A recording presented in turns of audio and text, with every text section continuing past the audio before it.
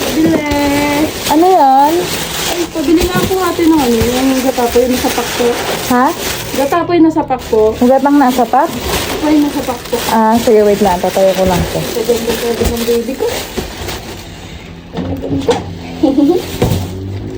Ah, ito. Gata nasa pat. Salamat pa. Ay, ate nga pala. 10 lang yan. Mura ya. Tep, ano po, pwede ba, ano, pagbalik ko na lang yung bayad? Kasi, ano, nakalimutan ko. Basta mamaya, babalik ko kagad na. Ah, sige. A few moments later. Ate, eto yung bayad ko. Ba't ba ganun yung, ano, yung lasa ng gata mo? Ha? Bakit? Ano nangyari? Parang naman, palis na. Parang expire na eh. Ewan ko, ba't ganito yung lasa? Ba't ganito yung tama? Ba't may bula yung bibig mo? Yun na eh. Parang dapat ano yan eh. At libre na lang yun eh. Akalisap ko. Expire na. Expert. Ba't kasi kinain mo yung shampoo?